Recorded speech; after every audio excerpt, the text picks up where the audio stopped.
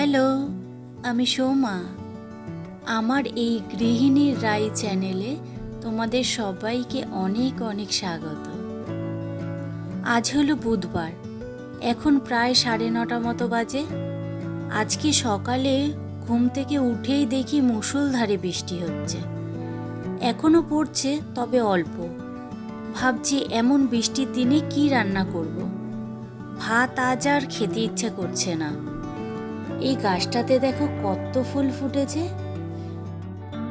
চলো এবারে রান্নাঘরে যাওয়া যাক, কি আছে দেখি, সেই বুঝে দেখি কি রান্না করা যায় আজকে। ফ্রিজে কিছুটা মাংস রয়েছে, তাই ভাবলাম আজকে আর মাংস কষা রান্না করব না, আজকে একটু তন্দুরি করব। আর গরম গরম সাথে থাকবে রুটি। বৃষ্টির দিনে বেশ ভালোই লাগবে খেতে, বলো। মাংসটা ম্যারিনেশন করে রাখার জন্য মশলা এখন রেডি করে নিচ্ছি। একটু পেঁয়াজ কেটে নিচ্ছি। পেঁয়াজটা একটু বড় বড় করেই কেটেছি, কারণ বেটে নেব তো। সাথে একটু দিয়ে দেব রসুন। রসুন না আমি ছুলেই একবারে রেখে দিই একটা কৌটো ভরে ফ্রিজে। যখন যেটুকু প্রয়োজন হয় সেটাতে সেইটুকু দিয়ে দিই। অনেক সময় আবার বেটেও রাখি কিছুটা রসুন। আজ বাটাটা ছিল না, তার জন্য গোটাই দিয়ে দিলাম বাটার জন্য। আর এখানে দেখো মাংসটা আমি একটুখানি কেটে কেটে নিচ্ছি, যাতে ভেতরে মশলাগুলো একটু ভালোভাবে ঢোকে। এখন তন্দুরি বানানোর জন্য আমি মশলাটা করে নিচ্ছি।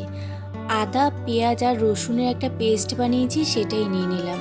এরপরে নিলাম টক দই।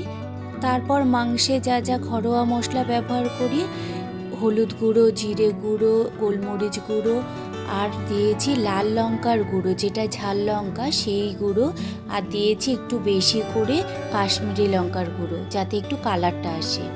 আর মেন মশলা দিয়েছি তন্দুরি মশলা, ওটাতে তো ঝাল থাকেই মশলাটাতে, তাই এই ঝাল লঙ্কার গুঁড়ো আর বেশি দিইনি, অল্প দিয়েছি।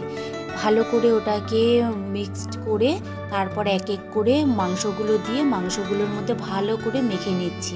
আর মাংসের কাটা জায়গাগুলোতে মশলা বেশ করে ঢুকিয়ে দিচ্ছি, তাহলে না মাংসটার ভেতরে মশলাগুলো গেলে খেতেও ভালো লাগবে।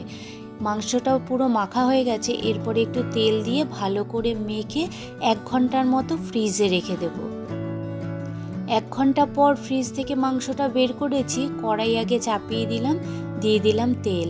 আর এই যে মাংসটা ফ্রিজ থেকে বের করে নিয়েছি। তেলটা গরম হয়ে যাওয়ার পরে এক এক করে সব কটা দিয়ে দেব। 1 ফোঁটাও জল দেব না, কিন্তু এই মশলাতেই মাংসটা সেদ্ধ হবে। আর আঁচটা কমিয়ে একেবারে রান্নাটা করব। আর যাদের মাইক্রো ওভেন আছে, এই মাংসটাই মাইক্রো ওভেনে যদি দিয়ে দাও একেবারে তন্দুরি হয়ে বেরোবে। কিন্তু যেহেতু আমার মাইক্রো ওভেন নেই, তার জন্য প্রথমে কড়াইতে ভালো করে মাংসটা করে নিতে হবে। দেখো মশলাগুলো সব দিয়ে দিলাম, এরপরে চাপা ঢাকা দিয়ে দেব। আর আঁচ কিন্তু একদম কমিয়ে দেব। চলো এটা হতে হতে আমি এই ফাঁকে আটাটা মেখে নিই।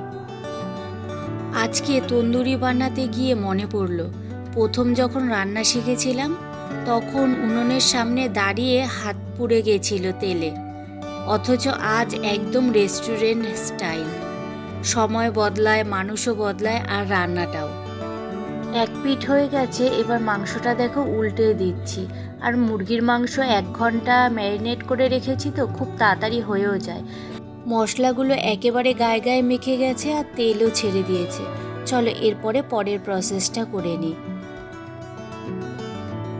আমার কাছে না তন্দুরি বানানোর কোনো শিক নেই, এর জন্য আমার কাছে একটা স্ট্যান্ড ছিল, সেই স্ট্যান্ডটাই গ্যাসের উপরে বসিয়ে দিলাম। গ্যাসের আগুনটা একটু বাড়িয়ে দেব। আগে মাংসগুলো এক এক করে সাজিয়ে নিয়ে তারপরে। তন্দুরির গাটা যেহেতু একটু পোড়া পোড়া হয়, তার জন্য এইভাবে করে নিচ্ছি।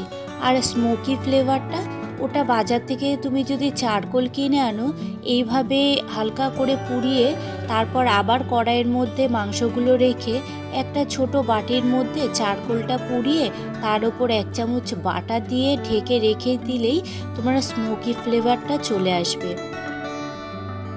অনেক দিন এমন যায় জানো তো, যেদিন মন ভালো থাকে না, কথা বলার লোক থাকে না, তখন আমি রান্নাঘরে ঢুকে পড়ি, চুপচাপ রান্না করি। যেমন আজকের এই তন্দুরি, জানো এই গন্ধটা যেন আমার একাকিত্বকে একটু একটু করে ভরে দেয়। রান্না শেষ হলে মনটাও খানিকটা শান্ত হয়। আমার কাছে না চারকোলটা নেই, আর বাইরেও পড়ছে প্রচণ্ড বৃষ্টি, যে গিয়ে নিয়ে আসবো। তাই চারকোল পুড়িয়ে যেই বাটারটা দিয়ে স্মোকি ফ্লেভার আনা হয়, তাই সেটা স্কিপ করে দিলাম।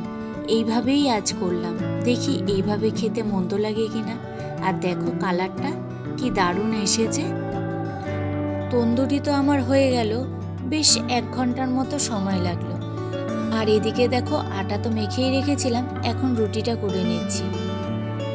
এই যে একদম রেডি, গরম গরম রুটি, সাথে তন্দুরি, 2টো লেবু, আর এই যে এটা না গ্রিন চাটনি, এটাও তৈরি করেছি। এটাও রেসিপিটা তোমাদের সাথে আজকে আর শেয়ার করলাম না, এটা অন্য কোনো দিন শেয়ার করব।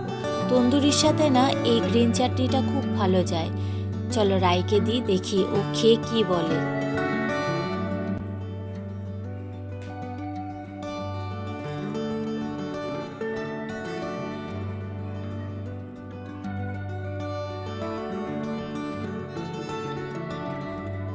সেদ্ধ হয়েছে ঠিকঠাক মতো? সত্যি রিভিউ দে, দারুণ হয়েছে।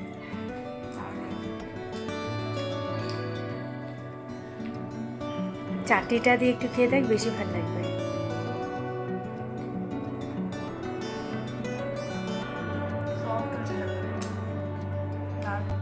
গন্ধে সারা ঘরটা মম করছে, আর ওর তো খেতে বেশ ভালোই লেগেছে।